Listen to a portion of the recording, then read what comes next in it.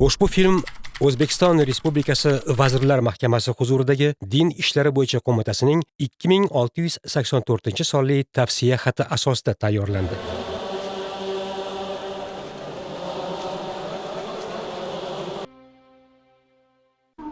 Bu oqshom Rasululloh ko'zda yosh bilan Parvardigorga munojat qildilar.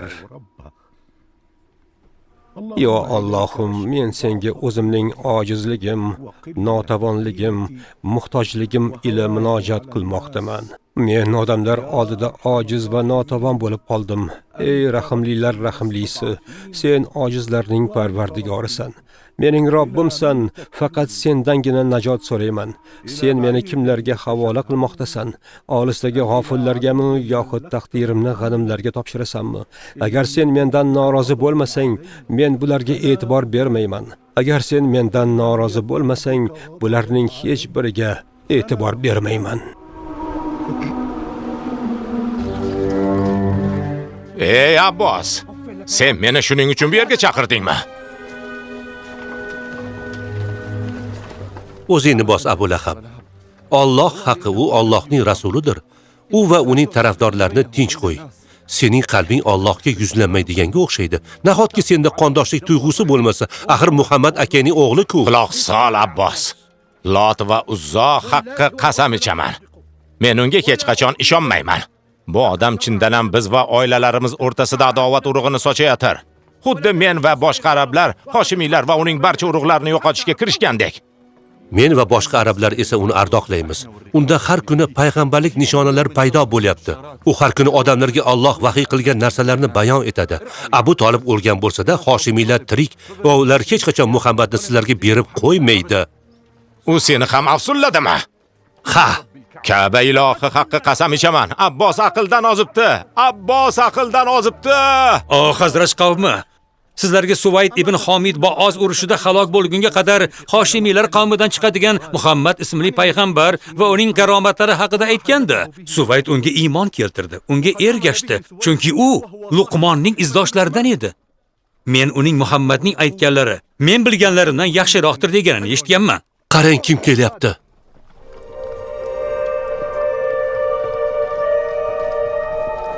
Assalomu alaykum ey Hazrat qavmi. Va alaykum assalom, marhamat, qani o'tiring.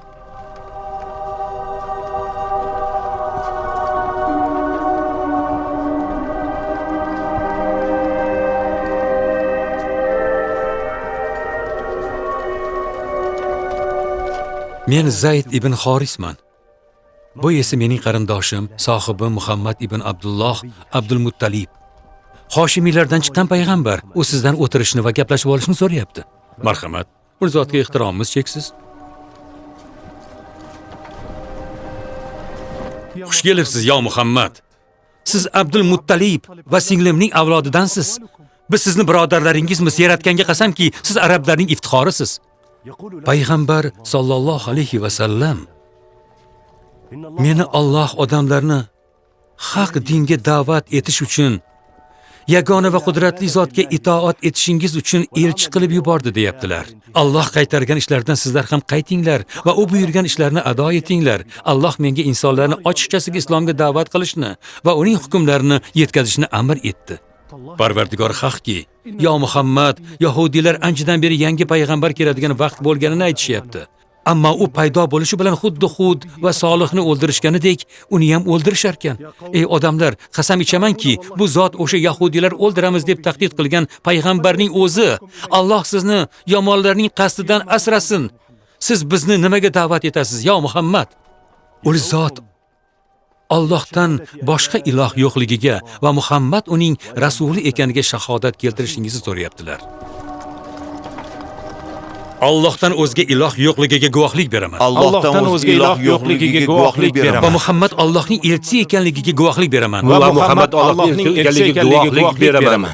Rasululloh aytayaptilar: Men qancha qabilalarni islom diniga da'vat qilgan bo'lsam, ularning hech biri sizdek tez va oson iymon keltirmagandi. Alloh sizni bu dinda sobit qilsin. Yo Allohning payg'ambari, hali shaharda bizga qat'iy dushmanlik qilayotganlar bor. Agar ular sizga qarshi chiqishsa, biz siz tomon bo'lamiz. ularga sizning diningizni yetkazishga harakat qilamiz. Agar ular Allohning izni bilan diningizni qabul qilishsa, sizdan kuchliroq odam bo'lmaydi. Alloh sizlardan rozi bo'lsin, ey mu'minlar. Allohning hukmini eshitgan onda unga itoat qilish lozim.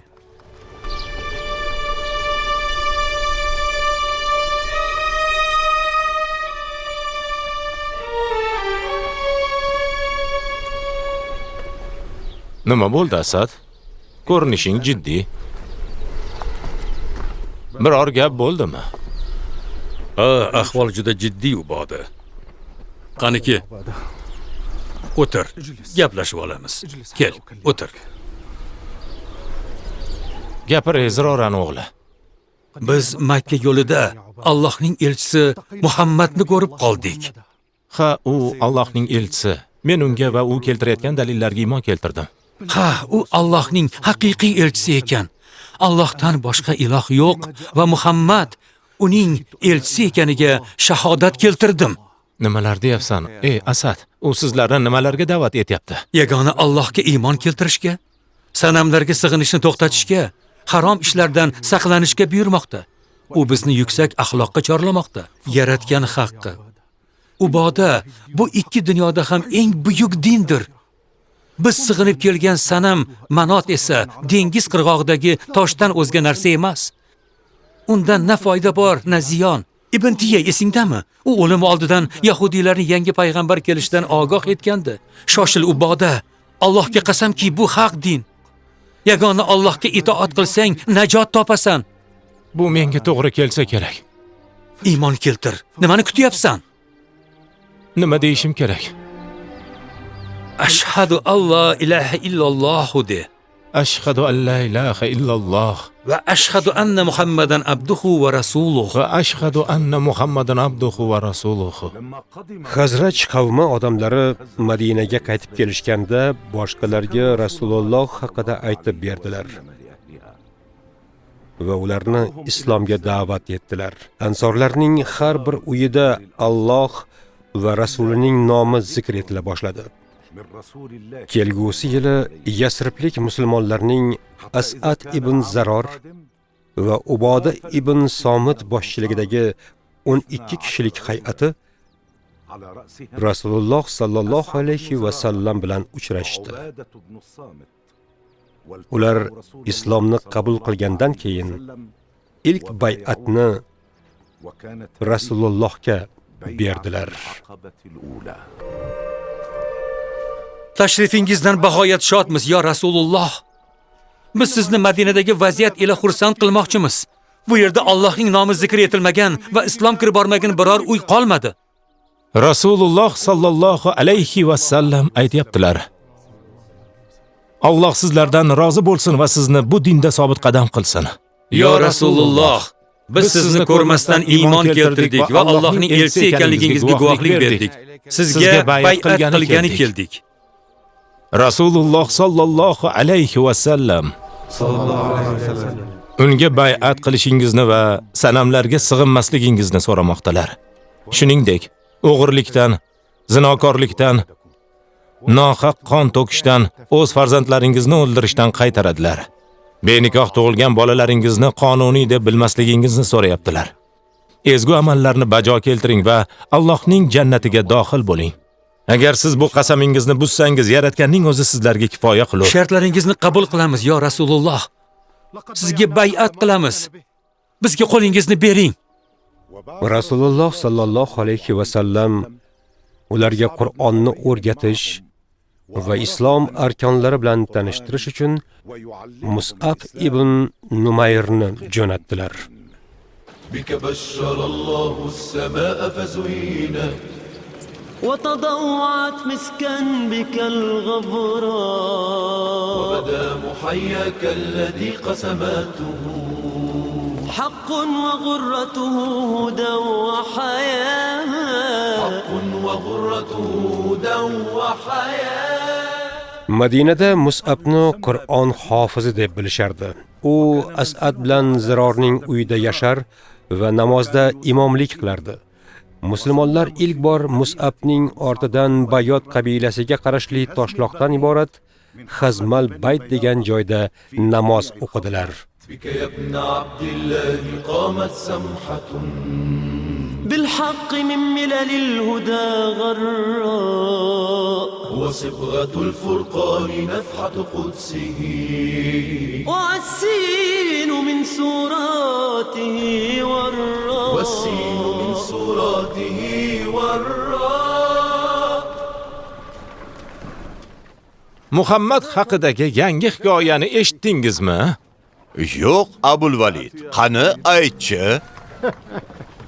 Bilasizki, Qurayshiylar qavmi orasida Muhammad va unga nozil qilingan hukmlarni eng ko'p mazah qiladigan, uning ustidan kuladiganlar Al-Asvad Abbos, Asvad ibn Abdu, Yag'us as-Zuhri, Os ibn Voil Sahmi, Xoris ibn Tavlat, Al-Huzayl va men Valid ibn Mughira bo'laman. Qani, unda hikoyani boshlachi Abul Valid. Muhammadning aytishicha, u bu kecha Makkadan Baytul Maqdusga borib kelganimish. U yerdan osmonga ko'tarilibdi, keyin hali makkaliklar uyg'onmay turib qaytib kelgan emish. Uni Baytul Maqsuddan bir kechada osmonga olib chiqishibdimi? Bunaqasini biz hali hech qachon hech kimdan eshitmaganmiz. Bo'lishi mumkin emas. Ana Abu Bakr kelyapti. Sen do'sting aytgan gapga ishonasanmi? Uning bir kechada Makkadan Quddusga borib kelganiga ishonasanmi? Agar u aytgan bo'lsa, to'g'ri aytibdi. Alloh haqqi qasam ichaman. U faqat haqiqatni aytadi. Sho'ring qursin Abu Bakr. Biz seni aqlli odam deb o'ylagan edik. Shu gapga ishonsa bo'ladimi? U hech narsani o'zidan chiqarib gapirmaydi. Dar haqiqat unga vahiy kelyapti. Sizga achinaman. U nima degan bo'lsa, faqat rostini aytgan. Bu qadar jaholatga tushishga sizni nima majbur qilyapti? Alloh haqqi qasam ichaman. Unga istalgan paytda kunduzi ham, kechasi ham vahiy kelishi mumkin. Men bunga ishonaman. Sen unga qanday qilib ishonding, Abu Bakr? Seningcha bizni miyamiz yo'qmi? Seningcha biz fikr yuritmaymizmi? Sen aytgan gaplar inson aqliga sig'maydi-ku axir. Ey Quraysh ahli, men uning yoniga borib so'radim. Yo Rasululloh, siz odamlarga Baytul Maqsudga borganingiz haqida aytdingizmi dedim. U ha deb javob berdi. Keyin men undan, "Yo Rasululloh, menga uni tasvirlab bering. Yaqinda o'sha yerga borib keldim" dedim.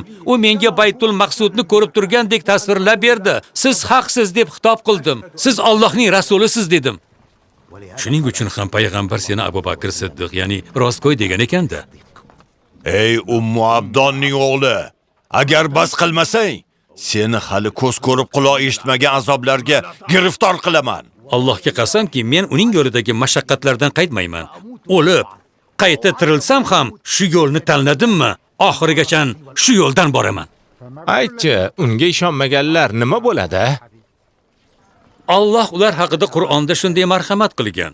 Biz senga ko'rsatgan narsalarni va Qur'onda la'natlangan daraxtni faqat odamlar uchun sinov qildik xolos va ularni qo'rqitamiz. Bas, bu ular uchun katta tug'yondan boshqani ziyoda qilmas. Sho'ringiz qursin. Aqldan ozibsiz. Bularni bari siz uning izmiga tushib qolganingizdan dalolat. Ana, o'zi ham kelyapti.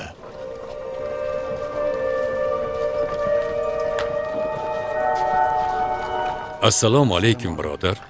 Va alaykum assalom yo Rasululloh. Payg'ambarimiz Rasul akram sallallohu alayhi va sallam aytibdilar. Sallallohu alayhi va sallam. Ey Quraysh ahli! Siz men ko'rgan narsalarga isbot so'rayapsizmi? Unda quloq soling. Sizga aytadigan dalilim shuki, men yo'lda bir karvonni quvib o'tdim. Ular men mingan Buroq otining ovozini eshitishgan. Bitta tuya mingan odam shu karvondan ajralib qolgandi. Men unga yo'lni ko'rsatib, o'zim Shom tarafga ketdim. Dajnom degan manzilda men boshqa bir karvonni ko'rdim. Karvonning egasi dam olar, uning yonida suv to'la idish turardi. Men o'sha idishdan suv ichdim va uning og'zini yopib qo'ydim. Isbot shuki, bu karvon hamon yo'lda ketyapti. Hozir u Saniyatu Tanim degan joyga borib yetdi. Karvonning oldida ola tuya kelyapti. Uning peshonasida 2 dog'i bor. Biri qora, ikkinchisi yorqin rangda. Ahli Quraysh! Ey ahli Quraysh! Karvon Saniyati Tamimga yetib keldi. Karvonning oldida peshonasida 2 dog'i bor ola tuya kelmoqda. Dog'larning biri qora, ikkinchisi oq. Eshitdingizlarmi, Quraysh ahli? Darrov boring va Rasululloh aytgan gaplarning haqligiga o'zingiz amin bo'ling. O Quraysh ahli, bu chindan ham mo'jiza. Dar haqiqat u Allohning elchisi. Buyuk Alloh barcha ishga qodir va u o'zi istagan ishga qodir. Allohning rasuli avval Makka dan Quddusga, u yerdan esa osmonga, Me'rojga, buyuk Allohning huzuriga chiqdilar. Ey Quraysh ahli, Muhammad aytgan karvon yetib keldi.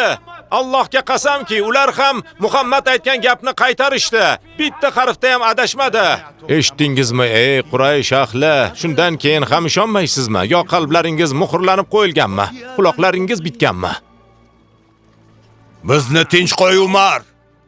Uning sizga qarata aytgan har bir gapi haqiqat ekanini nega tan olmayapsizlar? Nega unga ishonmaysizlar? Xo'sh, nega jimsizlar? Xudo haqqi, biz unga ishonmaymiz. Ka'ba ilohi haqqi qasam ichaman. Agar unga hamma insonlar va jinlar iymon keltirgan taqdirda ham, oqlar va qizillar ishongan taqdirda ham men ishonmagan bo'lardim. Yo'q. Valid ibn Mughira, Asvad ibn Abu Zam ibn Muttalib, Asvad ibn Abdul Yahuz Zuhri, Os ibn Voil, Haris al-Huzayl degan kimsalar bor edi. Ular Rasululloh sallallohu alayhi va sallam eng ashaddiy g'animlari bo'lib, har joyda ul zotni masxara qilishardi. Ular Rasulullohga ziyon yetkazganlarida, uning ustidan ko'rishganida Alloh taolo ushbu oyatlarni nozil qildi. Quvilgan shaytonning yomonligidan Allohdan panoh so'rayman. Bas, senga amr etilgan narsani yuzaga chiqar va mushriklardan yuz o'gir. Albatta, biz senga istihzo qiluvchilardan kifoya qilurmiz. Sadaqallohul azim. Ular Alloh bilan birga boshqa ilohni sherik qilurlar. Bas, tezda bilurlar. Buyuk Allohning so'zlari haqiqatdir. Farishta Jabroil keldilar.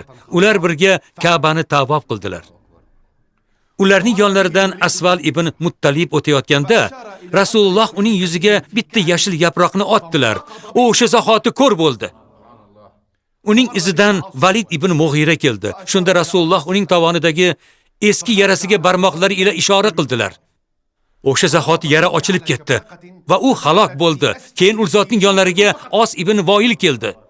Payg'ambarimiz barmoqlari ila uning tovoniga ishora qildilar. U Toifga otlanayotib, tikonli daraxtga bog'langan eshagiga tomon kelayotib, yiqilib tushdi. O'sha daraxtning tikonidan nobud bo'ldi. Ko'p o'tmay Rasulullohga Sallallohu alayhi va sallam Haris ibn Tavlatil yo'liqdi. Rasululloh uning boshiga ishora qildi. Ko'p o'tmay boshi yiringlab vafot etdi. Rasululloh aytdilar: "Ul zot Jabroil bilan Baytul Maqsudga ketayotganlarida, biroq dast avval ulardan qochmoqchi bo'lgan. Jabroil aytdilar: "Ey biroq, uyat emasmi? Qasamki, shu paytga qadar senga Allohning Muhammaddan ko'ra yaxshiroq qo'li o'tirgani yo'q." Biroq uyatdan terlab ketdi va payg'ambarni yag'riniga mindirdi. Jabroil to Baytul Maqsudga qadar ularga hamroh bo'lib bordilar.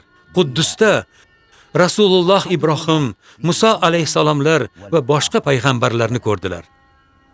Keyin ular bilan birga ibodat qildilar. Rasululloh ularga iymon bo'ldilar. Keyin Rasulullohga ikkita idish keltirdilar. Birida sut, boshqasida sharob bor edi. Rasululloh sallallohu alayhi va sallam sutni tanladilar. So'ng ichdilar. Ikkinchisini esa rad etdilar. Jabroil dedilar: "Ey Muhammad, siz to'g'ri yo'lni tanladingiz va ummatlaringiz ham to'g'ri yo'lda bo'ladi." Sizga sharob mumkin emas. Ammo insonlarning bir toifasi bularga ishonishmadi. Shunda ushbu oyat karima nozil bo'ldi. Me'roj kechasidan ko'rgan narsalarni biz kofirlar uchun jazo tariqasida yaratdik. Va so'ngra Rasululloh sallallohu alayhi va sallam ibodatni tugatgach go'zal bir pillapoya paydo bo'ldi. Ushbu zinadan Rasululloh Jabroil bilan birinchi osmon eshigiga qadar yuksaldilar. Bu eshik Bobul Xaf deb nomlanardi. Bu yerda Samuil degan farishta bo'lib, unga 13,000 farishta bo'ysunar, ularning har biri yana 12,000 farishtaga mas'ul edi. Farishtalarning umumiy soni Allohdan o'zgaga ma'lum emas edi. Samuil bu kim deb so'radi. Jabroil farishta Muhammad dedilar. Unga vahiy yuborildimi deb so'radi Samuil. Jabroil ha dedilar. Shunda farishta Rasulullohni duo qildi. Rasuli akramni farishtalar qarshi olishdi.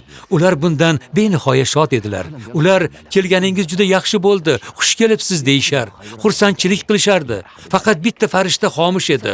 Jabroil buning sababini so'radi. Agar men shu paytgacha va bundan keyin ham qachondir kulishim, xursand bo'lishim mumkin bo'lganda, albatta hozir quvongan bo'lardim.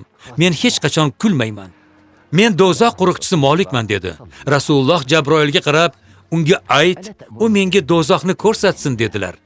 Jabroil esa Molikka, Muhammadga do'zaxni ko'rsating deb buyurdilar. Molik ularni do'zaxga boshlab bordi. Undagi otash alangalari shu qadar cheksiz va qudratli ediki, bu olov go'yo butun borliqni egallab olgandi. Shunda Rasululloh Jabroilga qarata, unga ayt, bizni orqamizga qaytarsin dedilar. Jabroil farishta ul zotning aytganlarini qildi. Molik do'zaxga qarab, "Ey do'zax, pinhon bo'l" dedilar. Hammasi asliga qaytdi. Do'zax ko'zdan g'oyib bo'ldi. Rasululloh sallallohu alayhi va sallam aytdilar: "Men Me'rojga chiqqan paytimda Odam alayhissalom avlodlarining ruhlariga qarab turgan kishini ko'rdim. Agar unga qaysidir ruh yaxshi, taqvodor insonga tegishli ekani aytilsa, u o'sha ruhga juda yumshoqlik bilan, mayillik bilan muomala qilardi. Yomon kishilarning manfur ruhlariga esa qo'pollik bilan muomala qilardi. Yana bir odamni ko'rdilar. Lablari xuddi tuyaning lablariga o'xshab ketardi. Uning qo'llarida bir bo'lak olov bor edi. Qo'llari uning og'ziga olovni tiqar, olov esa orqasidan chiqib ketardi. Ey Jabroil, bu odam kim bo'ldi deb so'radim. Bu inson hayotligida yetimlarning haqqini yegan deb javob berdilar Jabroil. Yana qorinlari katta erkaklarni ko'rdim. Ular Fir'avnning ortidan ergashgan qavmidagi bitta yo'ldan olovga tomon ketib borishar, xuddi hurkitilgan tuyalarga o'xshashardi. Ularga hamla qilishar. Ular esa javob qaytara olmas edilar. Ular kim ey Jabroil deb so'radim. Bular foiz evaziga qarz bergan sudxo'rlar dedilar. Shunda yana bir guruh erkaklarni ko'rdim. Ularning qarshisida toza, halol go'sht turar. Ular esa eski sasigan go'shtni yer edilar. Ma'lum bo'lishicha, ular o'zlarining pokiza ayollarini qo'yib, begonalarga borgan zinokorlar ekan. Keyin men yana ko'kraklaridan osib qo'yilgan ayollarni ham ko'rdim. Ular boshqa birovdan farzand ko'rib, o'z erlariga bu sizning bolangiz deb aldashgan ekan. Rasululloh davom etdilar. Biz 7-chi osmonga yetganimizda bir qariyani ko'rdim. U kursida o'tirib olgan. Uni har kuni 70,000 farishta ziyorat qilgani kelardi. To qiyomatgacha hech bir farishta uni ikkinchi bor ziyorat qilish sharafiga muyassar bo'lmas ekan. Men shu paytgacha sizning orangizda unga o'xshaydigan biror odamni ko'rmadim. U ham sizlarning hech biringizga o'xshamasdi. Ey Jabroil, bu kim deb so'radim. Bu sening katta bobong Ibrohim payg'ambar bo'ladilar. Unga va senga Allohning salomi bo'lsin, dedilar Jabroil. Keyin meni jannatga olib kirishdi. Men u yerda go'zal yuzli, lablari to'q qizil tusli hur qizni ko'rdim. Sen kimga tegishlisan deb so'radim undan. Men Zayd ibn Horisnikiman dedi hur qiz. Xursand bo'laver Zayd. Tabriklaymiz seni. Tabriklaymiz seni Zayd. Rasululloh meni xursand qilganlaridek, Alloh sizni sevintirsin. Sallallohu alayhi va sallam. Rasululloh sallallohu alayhi va sallam Jabroil alayhisalom bilan bir osmondan ikkinchi osmonga o'tganlarida undan: "Ey Jabroil, yoningdagi kim?" deb so'rashardi. Jabroil Muhammad deb javob berardi.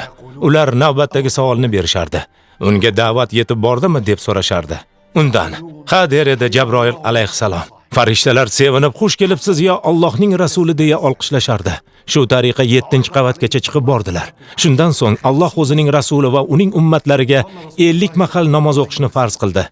Rasululloh bir necha bor yaratganning huzuriga qaytib, namozlar sonini qisqartirishni so'radilar va 5 mahal qoldirgunicha bu holat davom etdi.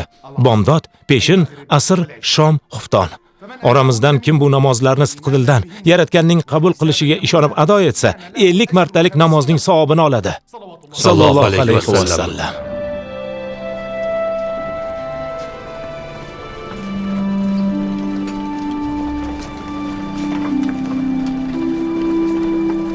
Ey Xorisning o'g'li, mana seni akang Ubaydami? Nima gap Ubayda? Ey hukmdor. Ey Abu Sufyon. Abu Bakr ikkingiz Rasulullohning do'stlari edingiz. Uning rostgo'yligi va mo'jizalarga guvoh bo'lgansiz. Oxirgi mo'jiza ul zotni masxara qilgan Valid ibn Mughira, Os ibn Voil, ibn Tulaytil, Al-Huzaylarning o'limi bo'ldi. Balki endi iymon keltirarsiz. Me'roj voqeasi haqidagi gaplari esingizdami? Endi ham iymon keltirmaysizmi? Ming afsus. Qasamki bu dunyoda ul zotga nozil qilinganidan ko'ra yaxshiroq narsa ko'rmadim. O'zingiz hal qiling, adolat bilan ish tuting. Alloh haqqi iymonsiz najot topa olmaysiz. Bizni tinch qo'y Ubayda, tinch qo'y. Sen o'zing istagan insonni to'g'ri yo'lga sola olmaysan. Alloh o'zi istaganlarga to'g'ri yo'l Yo'q, ko'rsatadi. ketdik birodarim Mus'ab. Bani Abul Ash'ab va Bani Zufar qabilalariga boramiz. Balki Allohning inoyati bilan ular islomni qabul qilishar. Ketdik birodarlar. Men shu ish bilan shug'ullanish uchun qat'iy bel bog'laganman. Ana u bizga qarayotgan kim? Ha, bu Sa'd bin Mu'oz, mening amakivachcham. Uning yonida esa birodari Usayd ibn Huzayr. Ular Bani Abdul Ash'al qabilasidan. Usayd. Ana u Qurayshi Asad ibn Zirorga nima kerak bo'ldi ekan?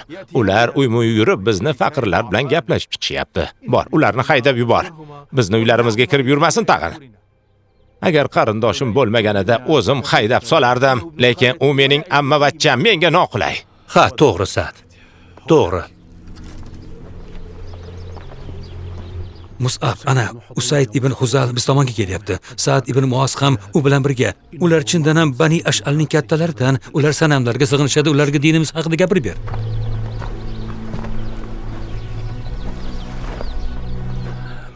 Bu yerga nega keldingizlar? Nega bizning odamlarimizni yo'ldan uryapsizlar? Nima sherigim meni himoya qila oladi deb o'ylayapsizlarmi? Ey Abdul Ash'al qabilasining sardori, biz bilan biroz o'tira olasanmi? Senga bir narsa o'qib beramiz.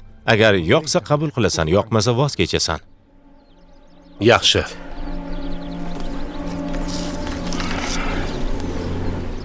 Gapir gapingni. Dar haqiqat Alloh o'z bandalarini hidoyatga boshlashi uchun yer yuziga o'z elchilarini yuborib keldi. Odam alayhisalom davridan boshlab to Nuh alayhisalomga qadar payg'ambarlar bandalarga Allohning kalomlarini yetkazishdi. Bu paytda odamlar sanamlarga sig'ina boshlagandilar. Ular sig'inish uchun o'zlariga butlar yasab olishardi. Nuh alayhisalom o'z qavmiga yaratganning hukmlarini olib bordi. Ularni zalolatdan qaytib ilk e'tiqodga qaytishga undadilar. Faqat bir qancha insongina Nuh alayhisalomga iymon keltirishdi, qolganlar esa uni tark etishdi. Boshqa hech kim iymon keltirmasligini bilgan payg'ambar yaratganga nido qildilar. Alloh yer yuziga buyuk to'fonni yubordi, hamma yoqni suv bosdi. Hazrati Nuh yasagan kemaga chiqib olgan mu'minlardan boshqa hech kim tirik qolmadi. Yana olam asl holatiga qaytdi. Yana insonlar haddan oshib ketishdi, butparastlikka yo'l ochishdi. Keyin Lut qavmiga yaratganning balosi yuborildi va bu qavm halok bo'ldi. Shunday holat Solih qavmi bilan ham yuz berdi. zolim qavmi uning tuyasini o'ldirishgandi. Undan keyin Od va Samud qavmi ham Allohning qahriga uchradi. Keyin Alloh Muso alayhisalomni yubordi. Ammo yahudiylar keyinchalik ul zot keltirgan kalom, Tavrotga qo'shimchalar kiritib yaratganga tuhmat qilishdi. Keyin Iso ibn Maryam alayhisalom yuborildilar. U Allohning kalomini o'z qavmiga yetkazdi, biroq qavmi uni Allohning o'g'li deb atab yana shirkka yo'l qo'yishdi. Hikoyang juda ajoyib ekan. Iltimos, davom et. Davom et. Davom et. Ey Bani Abul Ash'al qabilasining sayyidi, Alloh haqqa ant ichaman, nasroniylar ham, yahudiylar ham, arab kohillar ham haqiqiy payg'ambarning vaqti kelganini yaxshi bilishadi. Buyuk Alloh u orqali bandalariga haq dinni yubordi. Yana qasamki, Qurayshiylar uning eng halol va to'g'ri so'z inson sifatida bilishardi. Ammo keyinchalik uni yolg'onchi deb atab unga zarar yetkazishdi, qiynashdi, haqoratlashdi. 3 yil davom etgan ta'qib va taqiqdan Hoshimiylar arang omon chiqdilar. Rostdanmi? 3 yil? Dar haqiqat Hoshimiylar Quraysh ahli orasida eng mo'tabar urug'. Lekin ularga nega bunchalar shafqatsiz va berahmlarcha munosabatda bo'lishdi? Menga aytchi. Muhammadning dini o'zi nimaga chaqiradi? Yagona Allohga ibodat qilib, hech qanday foyda ziyonsiz but sanamlarni tark etishga chaqiradi. Bizning ota-bobolarimiz ham shunday yo'l tutishgan va bizga ham vasiyat qilishmaganmidi? Ha, lekin ba'zi ota-bobolarimiz o'z qizlarini tiriklayin ko'mishgan. Ko'p arablar odamlarni aldashgan. Alloh man qilgan harom ishlardan tap tortishmagan. Ularning ayrimlari o'z otalarining xotinlariga ham uylanib olishadi. Boylar sutxo'rlik va yetimlarning haqqidan hazar qilishmaydi. Xo'sh, biz bunga rozi bo'lishimiz kerakmi? Ota-bobolarimiz shunday qilishgan ekan, biz fikr yuritib ko'rmaymizmi? Sen juda oqil kishisan. Bu harakatlar nimaga loyiq ekanini ham bilasan. Ka'ba ilohi haqqa ont ichaman. Men bunday ishlarga aslo rozi emasman. Usaydgan nima bo'ldi, ha? Men uni odamlarimizni yo'ldan urayotgan mana bu kimsalarni quvib solish uchun jo'natgandim. U esa o'zi bularni gapiga mahliyo bo'lib o'tiribdimi? Aytchi birodar, sen kimsan? Men Mus'ab ibn Umayr, Abduddorri ibn Qusay urug'idanman. Mashhur urug'dan ekansan. Sizlar Qurayshning bo'rilarsiz. Ka'ba ilohi haqqi nutqing juda go'zal va nafosatli ekan. Aql bu fikrlarni qabul qiladi. Qalblar esa ta'sirlanadi. Sizlar bu so'zlarni qayerdan olasizlar? Qur'oni Karimdan. Qur'oni Karim? Nima u? Alloh taolodan Rasululloh sallallohu alayhi va sallamga yuborilgan muborak oyatlar to'plami.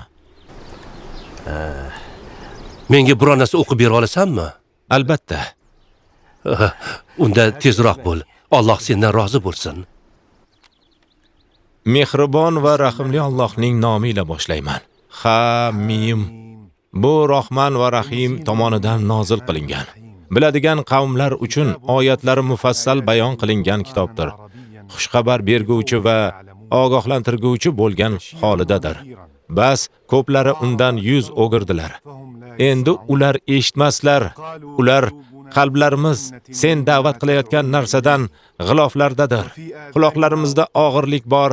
Sen bilan bizning oramizda esa parda bor. Bas sen amalingni qilaver. Biz ham albatta o'z amalimizni qilguvchilarmiz dedilar. Sen, men ham sizga o'xshar basharman xolos. Menga albatta ilohingiz yagona ilohdir deya vahiy qilinur. Bas uning o'zigagina to'g'ri yuzlaning va unga istig'for ayting. Mushriklar holiga voy bo'lsin. Ular zakotni ado etmaslar va ular o'zlari oxiratda kufr keltirguvchilardir. Albatta iymon keltirib solih amallarni qilganlarga bitmas tuganmas ajrlar bor deb ayt. Alloh haqqi, men Usaydning yuzlarida iymon nurlarini ko'rmoqdaman. Yo Robbim, uning qalbini islomga keng och. Qanday go'zal va betakror so'zlar. Juda latif. G'oyat nafis.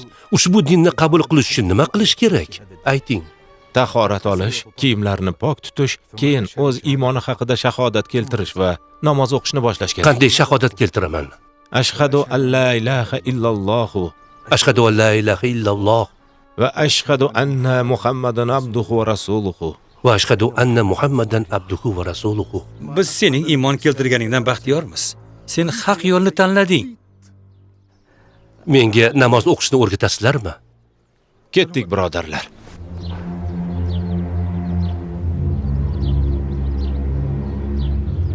Nimalar qilib qo'yding, ey Xubayraning o'g'li? Men seni ularni qo'vish uchun yuborgandim, sen esa ularning oldiga tushib olibsan. Nimalar bo'lyapti o'zi? Ularga o'xshab o'tirib turyapsanmi?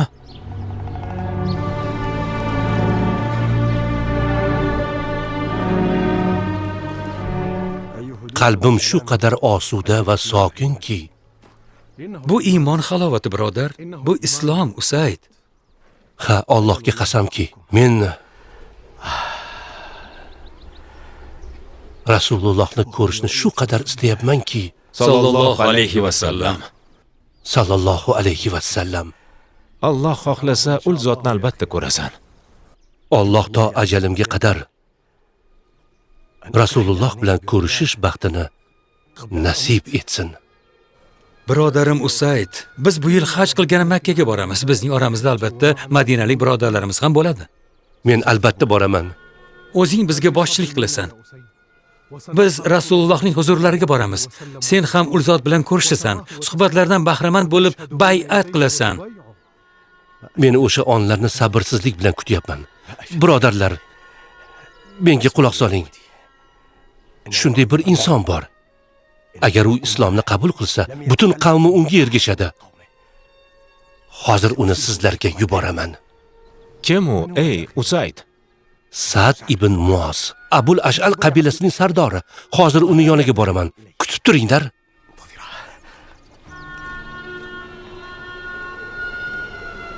Qaragina Mus'ab, iymon uni butunlay o'zgartirib yubordi. U juda kibrli va mag'rur odam edi. Muloyim va kamtarin insonga aylandi. Ha, bu Allohning irodasi.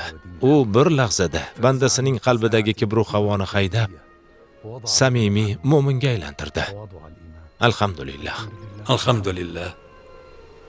Ka'ba ilohi haqqa ont ichaman. U boshqa maqsadda ketib oldimga butunlay boshqa qiyofada qaytib keldi. Senga nima bo'ldi, ey Usayd? Men ular bilan gaplashdim. Allohga qasamki, ulardan hech bir yomonlik ko'rmadim. Ularga taqiq qo'ymoqchi edim. Ular siz nima desangiz, shunday bo'lsin deyishdi. Keyin aytishdiki, Bani Horisaning odamlari As'ad bin Zirorani izlab yurishganmish, tutib olishsa o'ldirarmish. Shunda amma va chang sendan rozi bo'larmish. Ular Asad ibn Zirorani o'ldirisharkanmi? Yo'q, bunaqasi ketmaydi. Menimcha hech narsani tushunmagan ko'rinasan, Usayd. Alloh haqqi Mus'ab. Yana Sa'd ibn Muozning o'zi. Nega kelding, Asad? Bizni faqirlarimizdan nima istaysiz? Ey Abul Ash'al qabilasining sayyidi, balki o'tirib gaplashib olarmiz. Agar aytganlarimiz senga ma'qul kelsa qabul qilasan, ma'qul kelmasa o'zing bilasan. Mayli, qani gapir.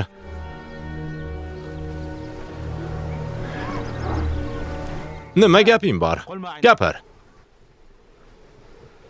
Ey Sa'd, biz senga ham Usayd ibn Huzayraga qilingan taklifni bermoqchimiz.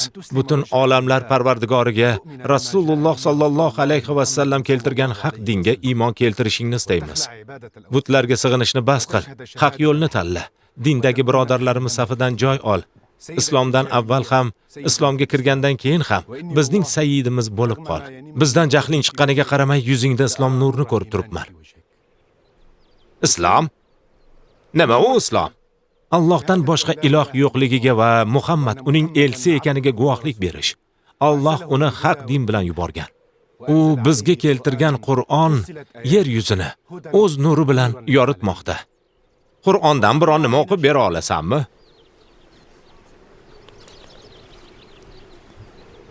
Mehribon va rahimli Allohning nomi bilan boshlayman. Mana shu shahar bilan qasam, sen muqim turgan bu shaharla va volid va undan tarqagan valadlar bilan qasam. Batahqiqiy, biz insonni mashaqqatda yaratdik. U inson unga hech kimning kuchi yetmas deb hisoblarmi? U ko'plab mol dunyo nafaqa qildim deydir. U o'zini birov ko'rmadi hisoblaydirmi? Biz unga ikki ko'zni va tilni va ikki labni bermadikmi? Va biz uni ikki yo'lga yo'llab qo'ymadikmi? Bas u dovon oshib o'tmadi. Dovon qandoq narsa ekanini senga nima bildirdi? U qul ozod qilishdir yoki ocharchilik kunida taom berishdir. Qarindosh yetimga yoki tuproqqa qorilgan miskinga. So'ngra iymon keltirganlar va bir-birini sabrga, mehr-shafqatga chaqirganlar bo'lsa, ana o'shalar o'ng tomon egalaridir. Alloh bizni ham o'ng tomon egalaridan qilsin. Oyatlarimizga kufr keltirganlar esa chap tomon egalaridir.